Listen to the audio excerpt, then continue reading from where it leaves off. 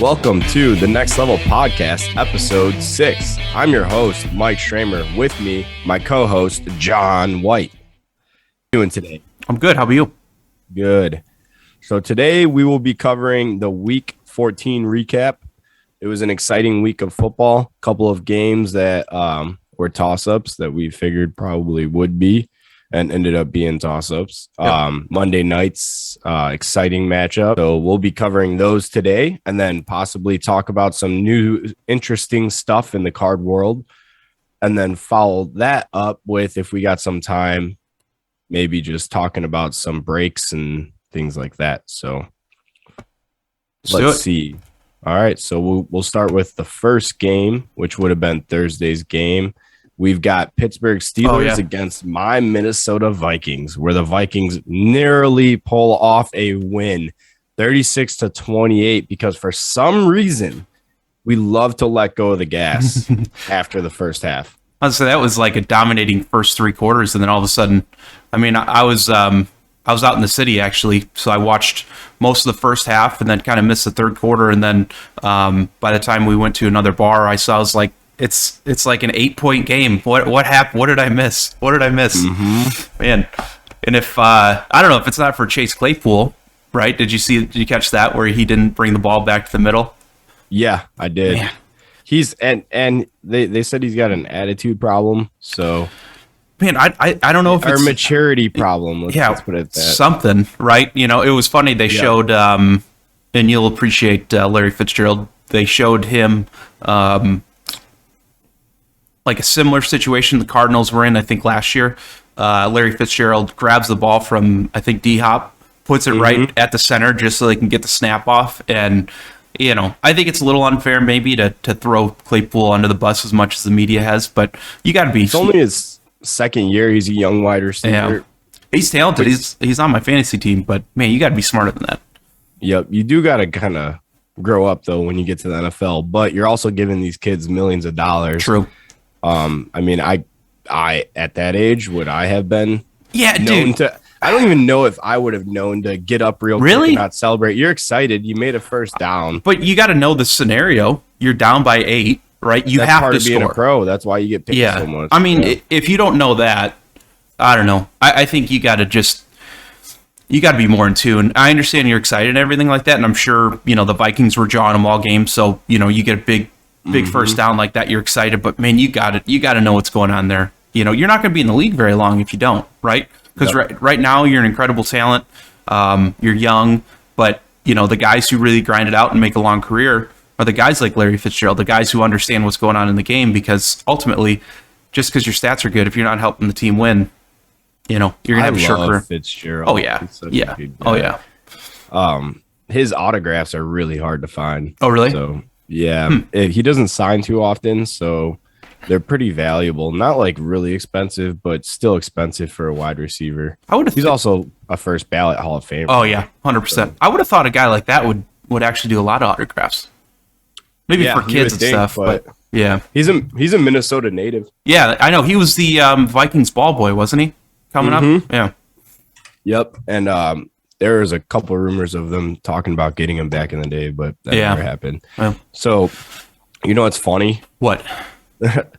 Big Ben outplayed Kirk Cousins in the fourth quarter. In the fourth quarter, man, I'm not gonna give too much credit to Big Ben there. To me, that's more the Vikings letting things go. The whole game, 300 yards, 3 touchdowns, 1 pick. Minnesota with Kirk Cousins, 216 yards, 2 touchdowns, 2 picks. But like the rushing game, I mean, on both sides of the ball, I think was pretty good. But Minnesota needs to learn how to. I don't understand what goes on with our defense in the second half. It was like 20 to no sense. It was 20-0 for the whole game, basically. Yep. It wasn't even close, and then all of a sudden it was just, you know. And I don't know. It's funny. You kind of see that when we saw that this last weekend with a couple other games. You know, what do you think? Do you think it's just teams going into prevent defense and then? I think Minnesota does that a lot. Yeah. Like we're in prevent defense, which makes no sense because if you watch that first half of the game, anytime they blitzed Eric Kendricks or Harrison Smith, the ball was either intercepted or thrown as a duck or a sack. I mean, Big Ben was frustrated, and then we just stopped blitzing. Yeah. Well, you have a lead, right? And you become conservative. But it's funny. It's like literally, why would you change what got you to that point? You dominate for 3 quarters, keep doing the same thing. I mean, sure, you might give up a couple big plays, but, you kind of end up in the same, you're damned if you do, damned if you don't. Like, you got to stick with what got you there. So, I mean, the first half Vikings is like the potential of what they can be if they actually play to their strengths like they should. But yeah, it was embarrassing. It was typical but they Vikings thing. Yep, they won. They won. And Pittsburgh put Harris on literally put them on his back. Yeah. So. Well, and you highlighted him earlier in here. That guy's got talent. He's good. Yep. Receiving touchdown and a rushing. Yeah. I think Big Ben stinks. I don't care. Even though he brought him back there at the end, he's terrible. No, I think he's bad. That's what I'm saying, though. That's how bad Minnesota is, that we allowed Ben Roethlisberger to look good. Yeah. Well, he didn't even look good until the end when they started, like we're talking, when they ran prevent defense. So. Yep. But, so the next game that we've got, San Francisco 49ers taking the win in overtime against the Bengals, 26-23. I had Bengals winning that one. I had 49ers, so I had a good week. I was right. Yeah, it's interesting. Yeah. Interesting game. So, and the 49ers, well, it started off pretty slow. I think it was like 10-3 for most of the game, even through some of the second half. And then the 49ers got up by a couple scores. And then I think they had a go-ahead touchdown, or they had an opportunity, I think, to go up by 3 scores, and something got called back, I think. And then the Bengals went on, they scored like 2 touchdowns in a few minutes. All of a sudden it's tied, and they're going into overtime. And that was a tight one. Some of the early games, they didn't seem like they were, no, I'm sorry, that was in the late window. Most of the late window games weren't that exciting, but this was one of them that was a real nail biter. And, again, George Kittle, that guy's arguably, the MVP race is wide open, man. I know tight end would never get it, but boy, he's the most valuable player on that team. 51 receiving yards. Week in and week out, dude. Week in and week out. Receptions. And he had an incredible catch towards the end of regulation to put him in a position to kick a field goal. And something about Cincinnati, it just seems like impossible to kick clutch field goals. But man, it was just an impeccable catch, and he's so good. And you can see, I don't know what the record is without him, but I think most it's got to be a lot of loss. Yeah, I think most of their wins have come with him on the field, and most of their losses have come when he's been injured, because he's been out for a few weeks this year. So, it was an exciting one. And then, I always like to see overtime games end in a touchdown. Like when it ends in a field goal, it's always like, man. And here's a game that this new overtime rule that's been in for a couple years, where teams can't win on a field goal, played out because Cincinnati scored a field goal first, and then 49ers ran the ball down and scored a touchdown. So that was an exciting one. They're smart. They use their players pretty interestingly. They have Deebo Samuel ranked as the number 1 WRB. Oh, like a split back? Yeah. Yeah, that's it. It's funny. Well, it's becoming more popular, though. Yeah, for sure. Well, and speaking of that, more popular, what to your point about how they use their players, Kyle Shanahan, I think, really was the first guy of this new, like the LaFleurs, the Kingsburys, like these new offensive gurus. He was really the guy that I think started this wave. And in fact, LaFleur was on his staff. A couple of those other young offensive gurus were. He's really started the wave, so it's really interesting. And Kyle Shanahan, who loved Jimmy G, but then drafts another quarterback. I don't know. Well, I mean, I heard the 49ers literally just take the best available, is what I was told. Yeah, and 2, though, I mean, you look at Jimmy G, without George Kittle, he's a bad quarterback. With George Kittle, he can win you games. But long term, I think we've seen what we're going to see from him, right? I mean, he's not going to be a top 5 quarterback. So, it's pretty hard to win a Super Bowl without a top 5 quarterback. Yeah, Trey Lance, guy's pretty talented. Frankly, I mean, I'm kind of surprised they've stuck with Jimmy G as like this long, because I understand you're 7-6, he's putting you in the hunt and everything like that, but how many playoff games are you going to win with that guy? 1? Look maybe. at the Cowboys with Romo. How many playoff games did they win with Romo? I don't think they won one. Yeah, but I mean, Tony Romo's And that was their guy. That was their guy. yeah, but that's okay. That's the thing. You with Tony Romo, you can. He's your best shot with the 49ers. You got Trey Lance, right? Who, sure, he's a rookie and he hasn't done much yet. But you're 7-6. I think you get towards the end here. You got let him start playing. I think so. I was really impressed with Trey Lance in his couple starts he had this year. I think he was 1-1. But I just feel like there's just more pop there. Jimmy G is going to give you what he's going to give you. Jimmy G is not going to take you to the Super Bowl, right? So what are you doing? He's Come on. not? No. You think, hold on a second. You think Jimmy G can take the 49ers to the Super Bowl? Well, he's a game manager. Back to the Exactly. game manager. When was the last time we saw a game manager get to the Super Bowl? We had went over this last time. and I was We right. went over this I last was time. right. Exactly. It was Nick Foles. Beating a dead horse. All right, so our next game is Atlanta Falcons taking the W over the Panthers, 29-21. Falcons win. Cordell Patterson has a huge day. Yep. I mean, I think he's already beaten this year, they said, in touchdowns, the amount that he's had since like 2015 to 2020 or something like that. So, Well, and you mentioned that Deebo Samuel is ranked as the number one RB/wide receiver. Cordell Patterson's got to be Dude, up there. I think the statistics you're raising right now, I think you could argue that he's the best one, right? Yeah, I mean, he had five targets, 2 receptions, 1 yard, 16 rushing attempts, 58 yards, but a touchdown. But I mean, they use him more than they're using Mike Davis for rushing and receiving. Yeah. So I would take that. They used a healthy dose of both of them. I kind of.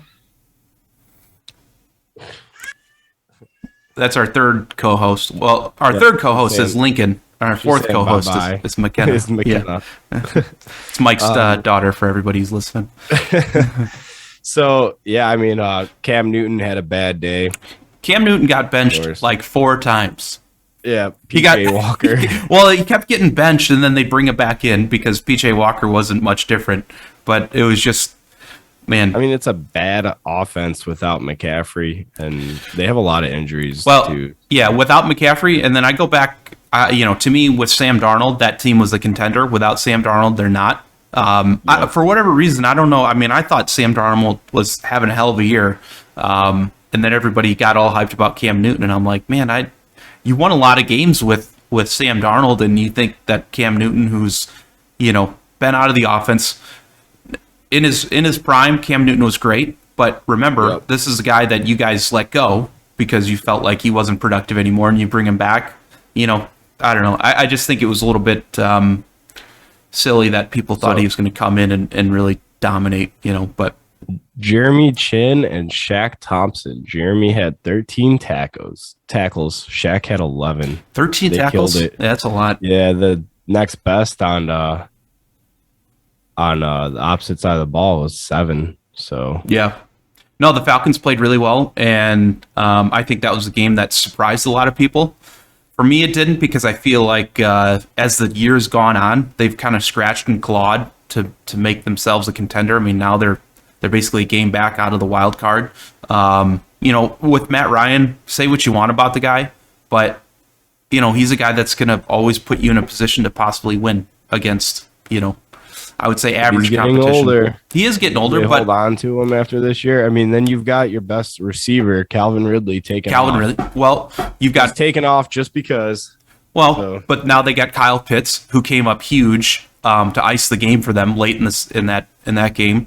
So they've got Pitts some is young a guys. He is I mean, to me, that's a team that a lot of people sleep on. Do I think they'll do anything this year? No, but do I think they could get in front of the Vikings and make the playoffs? Absolutely.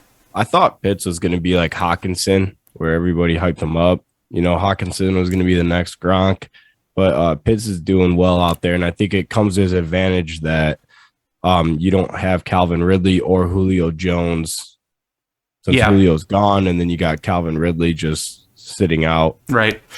just because. But I mean, tight end's one of the hardest positions to learn because you got to learn your passing coverages or passes, routes, passing routes, blocking assignments. You got to learn it all. So Yeah, it's interesting. It seems like they're just running him mostly as a receiver, though. I mean, I haven't really seen him line up at that true tight end position much.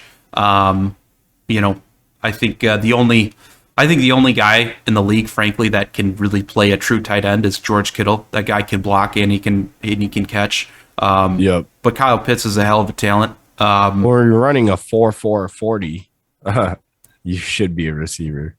Yeah, well, but I guess that's the thing. You know, when you're that size, you can kind of line up as both. But And I think he's like 6'6". yeah, he's a big guy. Yeah, but Insane. at the same time, like just because you have that height and that that body, like you got to be able to block too. And usually, being able to block is more down to a personal preference because it's not that fun. It's But whether you want to get into it or not. exactly, Yeah. and that's with George Kittle. That guy will do anything it takes to win. Anything. Yep.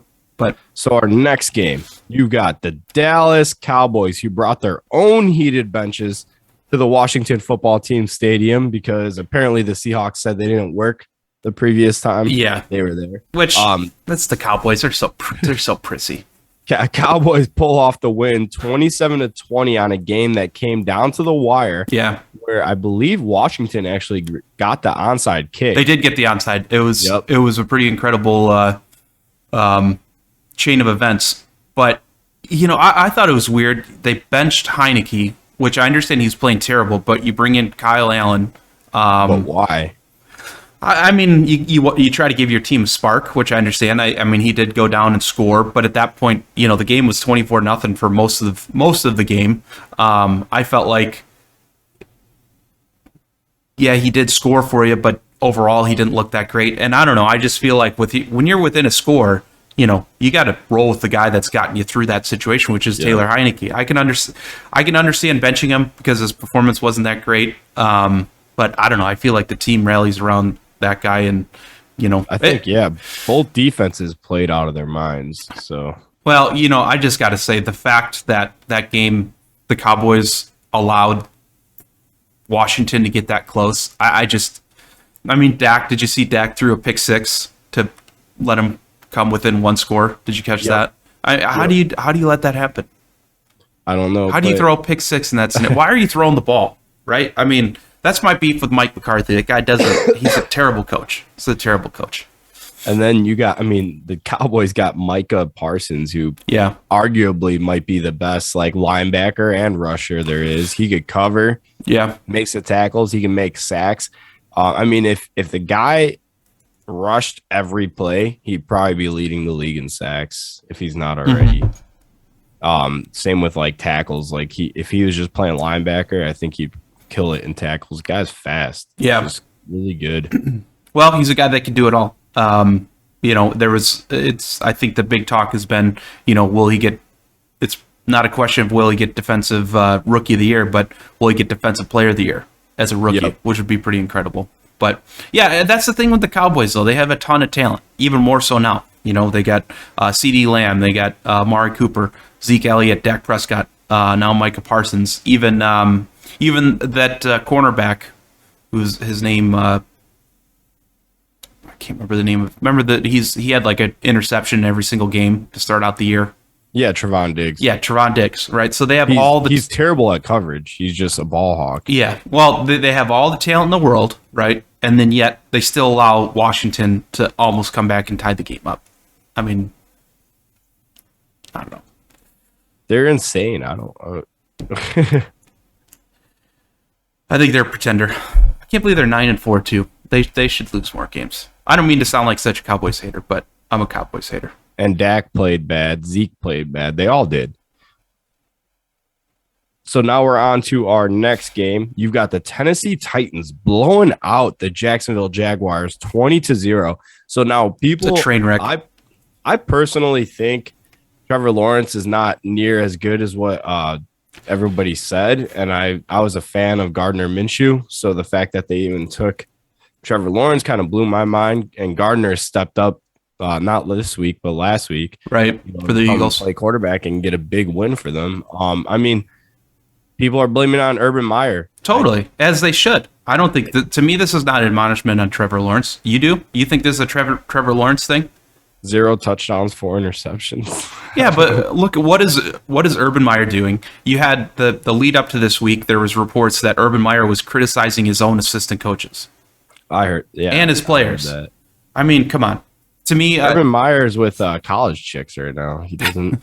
well, he would like to be coached in college. That's for sure. I mean, it's almost as if maybe I'm taking this wrong, but I feel like the guy's doing everything he can to get fired so he can get out of there. And we've seen it from Urban Meyer plenty of times. He tries to get he's in a place that he's not fitting in that well, and then it's a health thing or whatever it is, and then all of a sudden he's gone and he's back with some other team.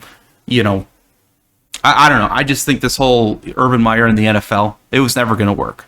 So, and I think Trevor Lawrence does not look good this year. But what's he playing with? Travis Etienne. Tennessee doesn't look good either, so I'm surprised that it was even this close. I mean, they dominated the game, fairly easily. I think it was probably 10-0 for a lot of it, but you never got the sense that the Jaguars were going to do anything.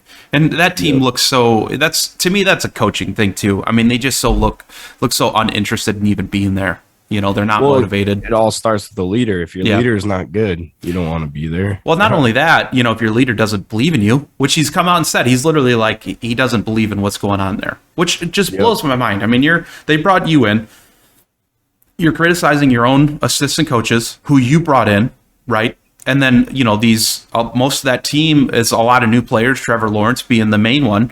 And it doesn't seem like you believe in him. They know that who we thought they were. Well, that Urban Meyer's opinion of Trevor Lawrence played a big part in him coming to Jacksonville. It was, it was for basically a whole year. Everybody knew that he was going to Jacksonville because they were going to have the first overall pick.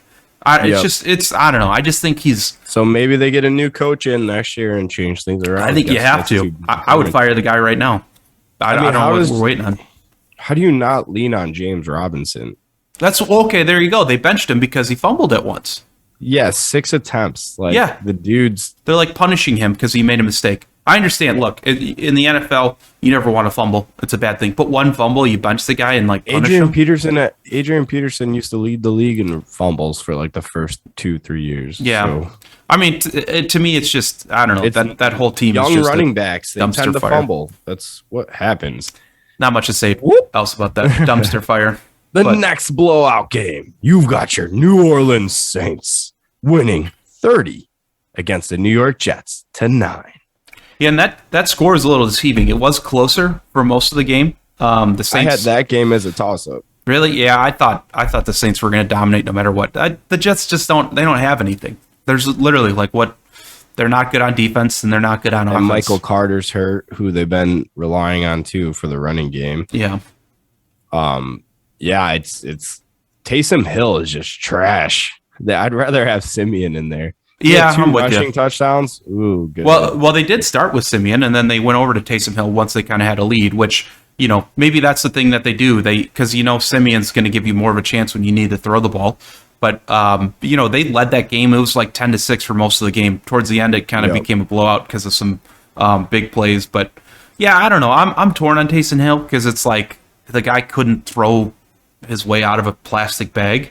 But at the same time, he's kind of a grinder and, he put up a couple touchdowns for him this weekend and they had Alvin Kamara, which made a huge difference. So, they're at 6-7, their game out of the wild card too. But yeah, going down the stretch, I don't know. What do you do? Do you stick? What would you do? Do you stick with Taysom Hill? At this point, I think, they're grasping for straws just to win. Quarterback wise, this year they're I thought Winston was the best fit, obviously, for sure. He's gone. Right. So I think they either, I don't know, man. This year I think they're kind of screwed, but next year they're one of the teams that Russell Wilson wants to go to. So how about Russell Wilson on that team? That would be incredible. Them and the Broncos, I think, are a QB away from competing. Yeah. So if the Broncos get Russell Wilson, which is I think is where he's going to go, it's going to be scary. But yeah, I mean, the Saints have it all too. I mean, except for a quarterback. Their defense is incredible. I mean, you saw what they did to Aaron Rodgers in week 1. 17 tackles. Yeah, 17? Oh, wow. Yeah. That's incredible. But Yeah. yeah, it's interesting. I guess we'll find out. I mean, for this year though, You're in a rough team, spot. You're in a rough they spot. don't give up, but I think like changing quarterbacks like mid game never helps a team. But you're in a weird spot there too. To me, I think they got to figure out a way to use both of the guys because they're neither guy is going to be someone you can depend on to win the game. I think They did it with Drew Brees, so why can't you do it now? yeah, they did it a little bit with Drew Brees, but I think with this one they got to get really creative with using Taysom Hill and Trevor Siemian and just keep the defense guessing. Because they got the Buccaneers this weekend. Man, I don't know. That's a rough spot. I don't even know how you could use those guys that well because once teams kind of catch on, what they're doing with bringing Simeon and then Taysom Hill in, it's so easy to key in on that and shut it down. I don't know. It's a rough spot because they were a contender early on with Jameis. So that's a sad deal. But what are you going to do? We'll see what happens. Our next game, you've got the Kansas City Chiefs blowing out the Las Vegas Raiders 48-9. Yep. Are the Chiefs back? Probably. I didn't Seems want like them it. to be. Well, and there was a lot of, I guess, beginning of the game, the Raiders did something on the Chiefs logo, Yep. something like that. Yeah, Like they all celebrated on it. were on the logo before the game, and then right away, Yeah. Chiefs score on the first play. Yep. So Yep.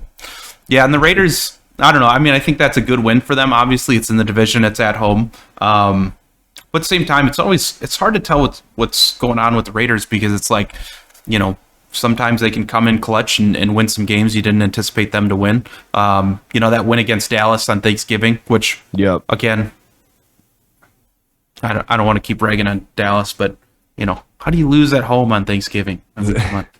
Anyways, The Chiefs are shaping up to be a Super Bowl contender. I mean, Yeah. that's what these teams do. They figure it out.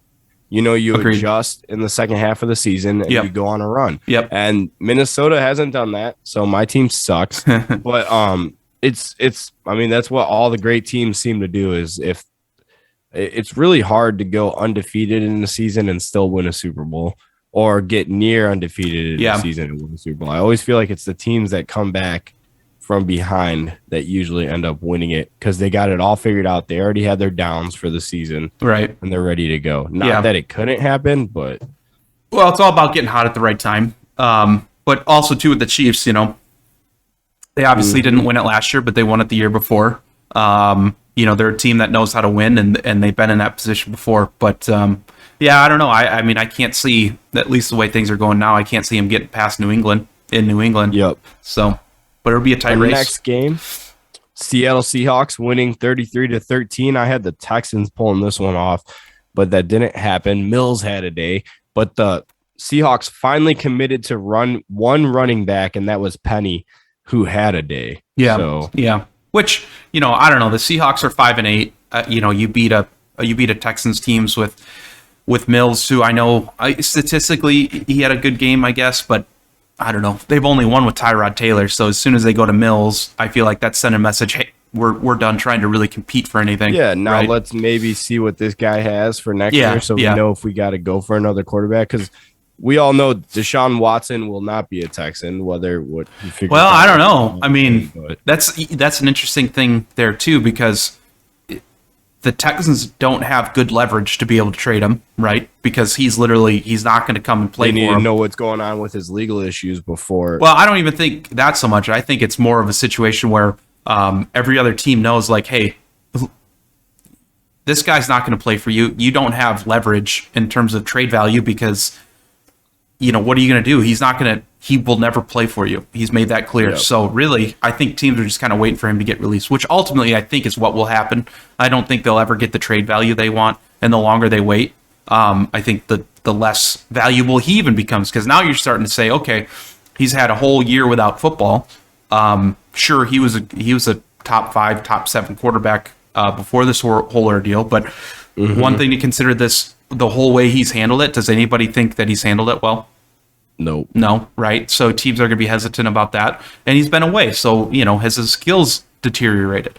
If there wasn't a team that was willing to give a first round or 2 first rounders like the Texans wanted, earlier this year. I don't see how that. I don't see how anything changes this offseason. The Seahawks. Sure they beat this team, but I don't know. Not much to say about this one. Not The Seahawks, I'm not a fan of them. I don't think they got it to win the playoffs. no. I don't think they'll make the playoffs. They're at 5-8. They're basically Rashad Penny, 16 attempts, 137 yards, and 2 touchdowns. No, the Seahawks aren't legit. Can't go wrong with that though. They should have been using him from the start though. But again, you're playing a 2-11 Texans team. So I don't know. I'm not going to ride home on any. It's the NFL though. You can't take any team lightly. I understand, but still, to me that was a one possession game for most of the game. Yep. Sure that the Texans aren't. They're an NFL team and they can compete, but without Tyrod Taylor, they really can't. They've shown this year. So to me, if they were going to show a promise that they could maybe make a run at the playoffs, they should have blown this team out. Yeah. And watching that game, DK Metcalf is ticked off every single play. It seems like. And it's weird what's going on there. OBJ? Oh. Yeah, I don't know. It's weird what's going on there because he gets frustrated. The first 5 yards, obviously contact's allowed, and he's trying to get a call for that. It's like, man, you gotta play your game, and He's a big boy too. he is. Yeah, he's about that. Well, and he's an incredible talent too. So Yeah. I don't know, and I don't know if that's just a sign of what's going on in Seattle that nothing's working because Yep. nothing seems like it's working. So. Speaking of OBJ, you've got the Cleveland Browns barely beating the Ravens, who almost came back. Yeah, that was a fun one. 24-22. Yep. If Lamar Jackson never got hurt, I think the Ravens were winning that one easily. You say that, but to be honest, what's his name? Is it Tyler Higbee? Tyler Huntley came in, and he played a hell of a game. I mean, he brought him right back. That was another one where the Ravens, on a crazy, I don't know if you saw it, they got the onside kick.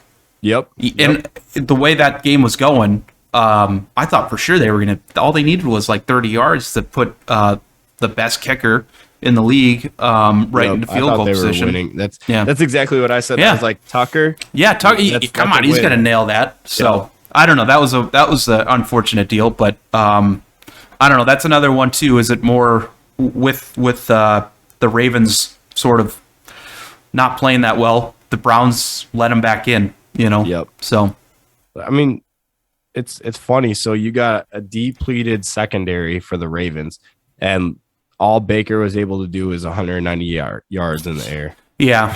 Well, I think the Browns are a team they win on, with Jadeveon Clowney and Myles Garrett, right? Myles Garrett, I think he had a pick six. It was either pick six or picked up a fumble for a touchdown, but either way, to me, that's how that team wins.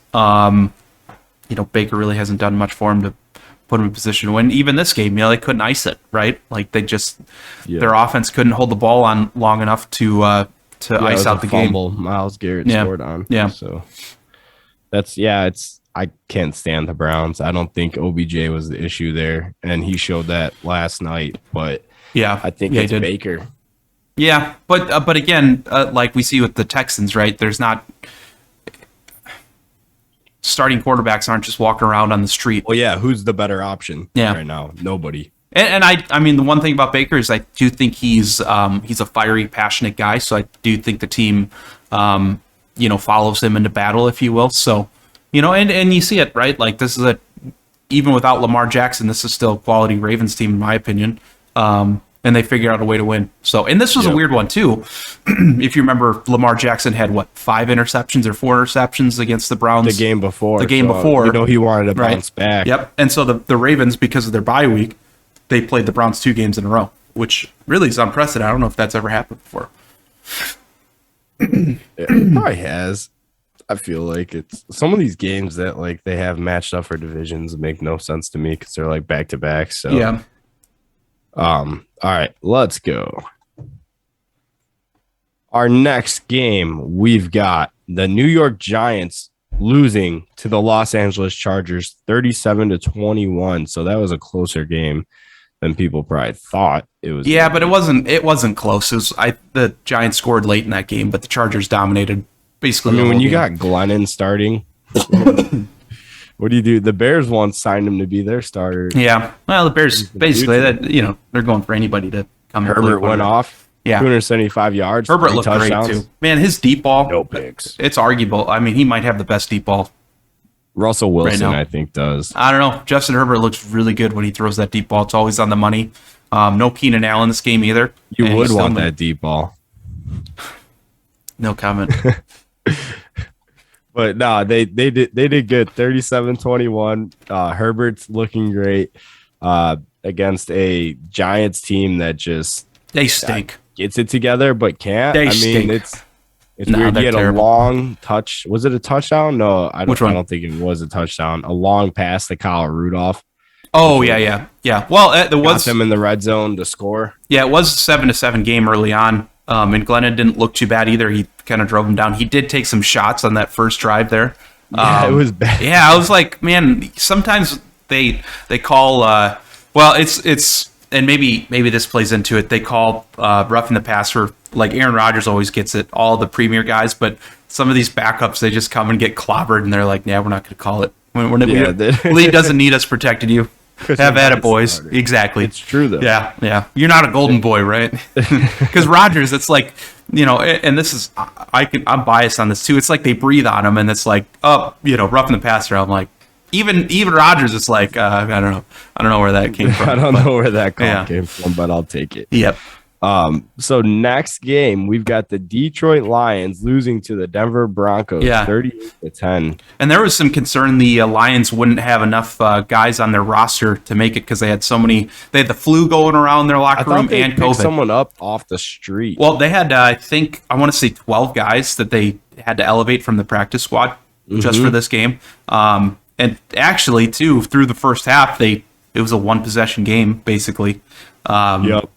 But yeah, that man, I feel bad for that team. Especially, I feel bad for that coach too. Like that guy is a passionate guy. He's emotional. We saw how much emotion he had when he beat your Vikings. How about Craig Reynolds? Craig, who's that running guy? back. That literally He's the best Craig to ever play running back. I can tell you that right now. I don't even know who he was. I don't think no, a lot of nobody experts did. even had him ranked. And he had a big fumble too midway through I think it was towards the end of the first half. That if he doesn't fumble that, the Lions probably would have been in position to at least get a field That goal. was Godwin Igwebuike. Oh, that's right. You're right. That's right. Craig Reynolds. And then they must have thrown Craig in because they're probably like, Yeah. let's throw this kid in. he didn't look bad either. But 11 attempts, 83 yards, 2 receptions for 16 yards. Almost 100 all-purpose yards, 99. So and I actually think a lot of these guys who are on the practice squad, they sort of people poo-poo them, but they're still professionals. I mean, if you look, I'm sure we'll talk about that game, but with the Rasul Douglas, cornerback for the Packers, he was a practice squad guy. A lot of these guys who are on the practice squad, they know the scheme very well. Yep. And sometimes a lot of these guys are gamers too, right? I mean, and it's they're not, used to playing against the starters. yeah, they're used to playing against the starters. They know the schemes well. And like this guy, he to me, right, especially with Yep. the other guy fumbling like he did. If I'm the Lions, I mean, you're 1-11-1 anyways. Here's a kind of a Cinderella story for a guy like that. So You only get one shot, so you got to yeah, take it. yeah, and that's sometimes the way that's all it takes, right? Sometimes That's where Adam Thielen came from. with practice squad guy, Yep. Hmm. Yep. yeah, some of these Undrafted. yeah, sometimes they don't look great on tape or they don't have all the measurables that you want. But you put them in a game and they know how to play. So There's a difference. Like football speed is real. for sure. And at the Our NFL level next too, game. right? Yeah, exactly. Anyone could play. I mean, better than me for sure. Yeah, well, We've got the let's not get ahead of Buccaneers yourself. Yeah, I don't. winning in overtime against the Bills, 33-27. I had Bucks winning, but I had the Bills winning, and it was close, but that was a weird one too. I mean, the Buccaneers were up like 24-3 for most of the Yep. game, and dude, then how about all those rushing attempts from Tom Brady? He even juked a defender. yeah, I don't know. I'm not gonna praise Tom Brady though.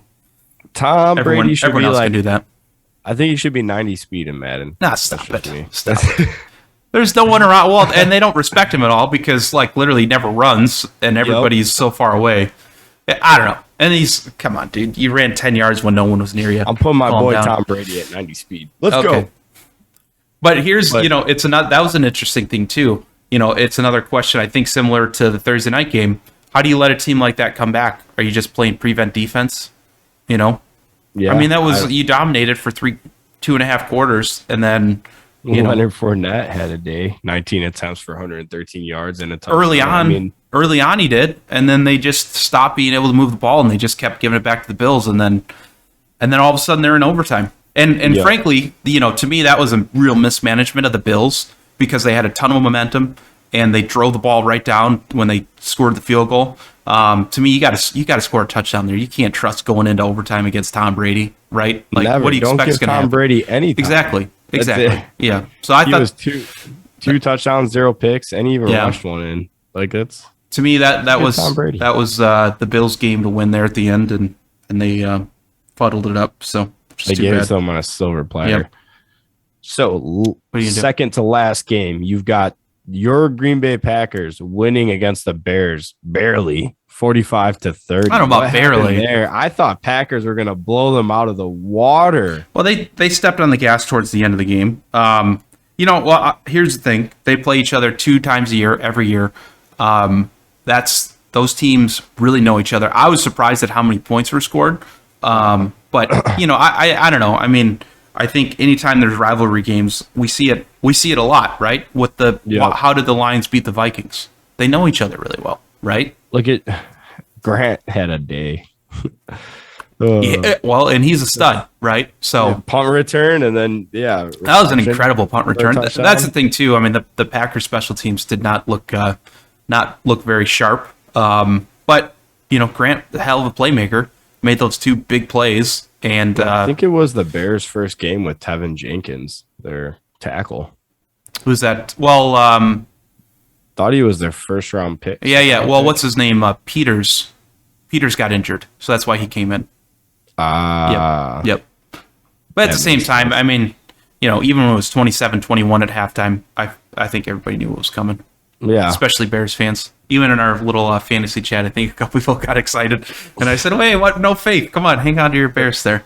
But yeah, I mean that's a good game. Aaron Rodgers won off, right? Yep, and they kept 4 touchdowns, 0 picks, 341 yards. Yeah, he had himself a game. Devontae Adams kind of started off slow, but I guess he was battling with a hamstring a little bit. I wonder. So they relied more on AJ Dillon on the ground. Yeah, they've been doing. I mean, he's been closing out games for them consistently this year. Then they're using Aaron Jones for more passing. But Well, and he had that knee injury. He had, I think, MCL sprain a few weeks ago, so they're being a little bit careful with him. But yeah, you got AJ Dillon, Quadzilla. They had that got a 2-headed monster. Man. Yeah, they had that 8-minute drive that they just rammed it down the Bears' throat, and that's really where the game ended, frankly. And right before that, they got really lucky because Amari Rodgers muffed a punt, and boy, has he been an incredible disappointment. That's it. The call, it was one of the worst calls I've ever seen. They called the Bears gunner for going out of bounds, which he didn't. He was out of bounds for a little bit. I felt like he's forced out, and he came right back in. So I didn't understand that penalty at all. It made no sense to me. Sometimes the NFL's penalties make no sense. So, but anyways, that really was the turning point because the Packers ended up getting the ball back because they had to repunt it. And then 8 minutes go by, and that was it, right? I mean, they basically were down basically 3 scores with 4 minutes left. That was it. Justin Fields, 18 for 33, 224 yards, 2 touchdowns, 2 picks. But 9 attempts for 74 yards rushing. I mean, I thought he looked pretty solid. I mean, obviously that pick 6 was pretty bad, but I thought that was a great play by Douglas to jump on that. That's his second pick 6 in a row. Packers have a very good secondary, so somehow I don't know. They know how to draft their corners. Well, I mean, Stokes has been playing lights out for sure, and you don't see him very much because they just don't throw the ball his way.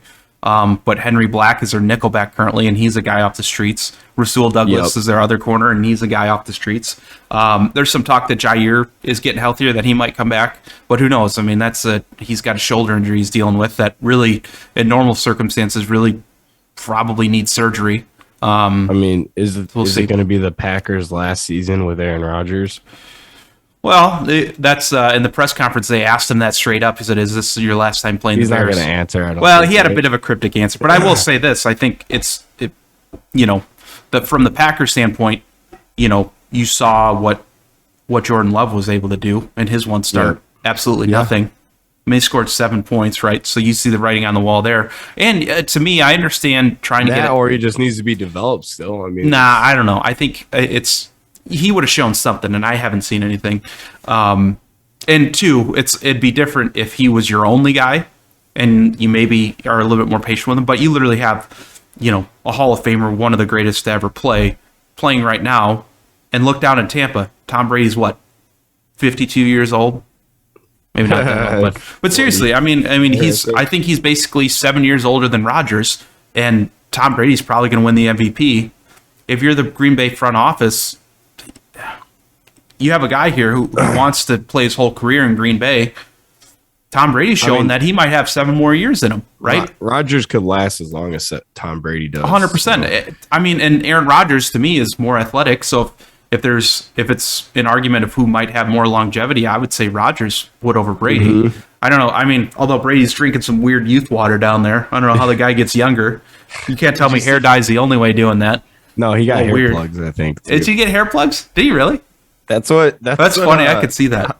That's what Avery and I were talking about. He said he thinks he's got hair plugs. He does. He's got his hair looks like he's... Because he was balding 20. And then now it's thicker. Yeah. Well, shoot. And if I had that kind of money, I'd do the same thing. I don't want to. Nah, well, you look good bald. So our last game is the Monday Night Showdown. Los Angeles Rams winning 30 to the Arizona Cardinals 23. Yep. And that was another one where that's 3 games then, right? Where the onside kicking team got the ball back. That was another wild one. Stafford looks good. Stafford does look good. Now, but the problem is he's got those ducks where it's like, yeah, I know. Well, that's what are you doing? That's the question, like sometimes Stafford looks he's playing at MVP level, and then other times it looks like, see, that's the Stafford we all knew in Detroit, right? we all knew and loved. Yeah, exactly. I don't know. That's it's weird. I don't know if Kyler Murray is fully healthy, right? I mean, he did run around mixing plays, force it so that they could still have a chance. Yeah, and he turned the ball over twice.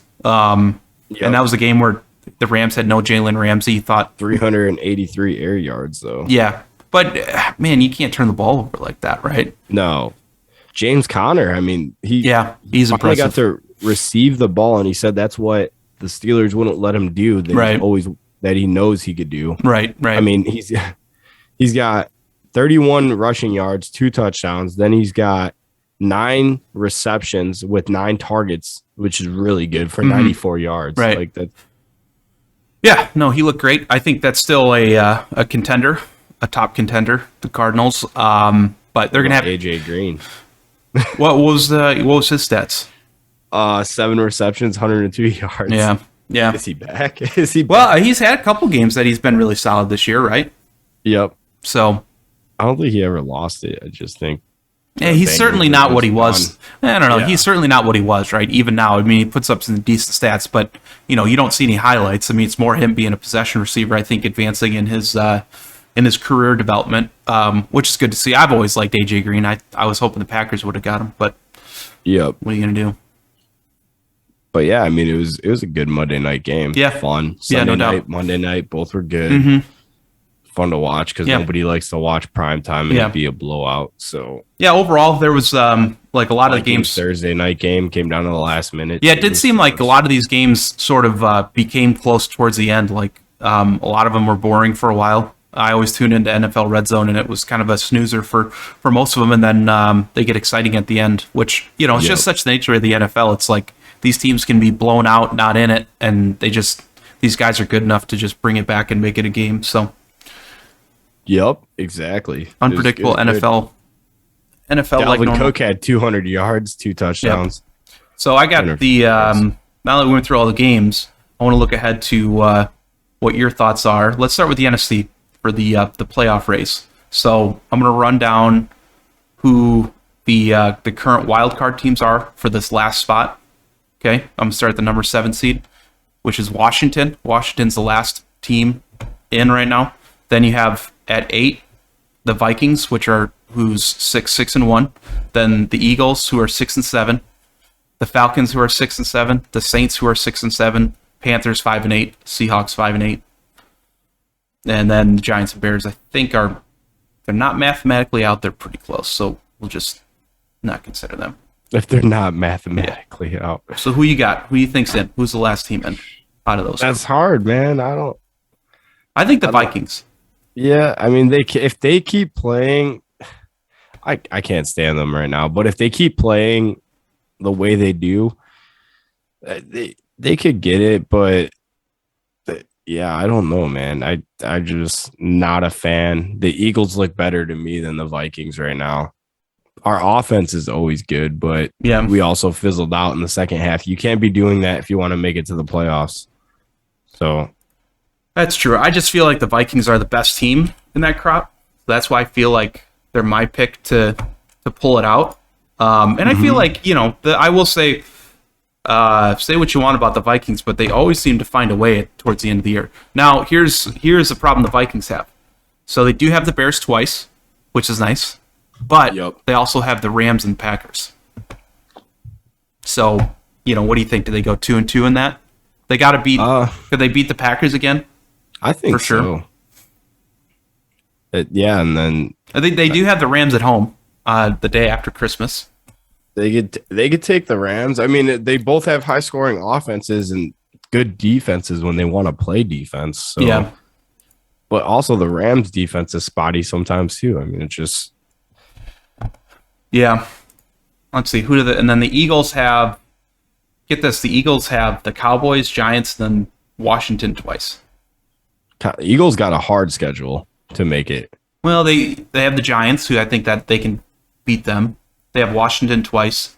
And I think it's going to be hard for them to make it. Yeah. I mean, Washington. Now that I'm looking at it, I think actually the Eagles are in the best position because really the only team that they play that I would say is, clear team that's not better than them is the Cowboys.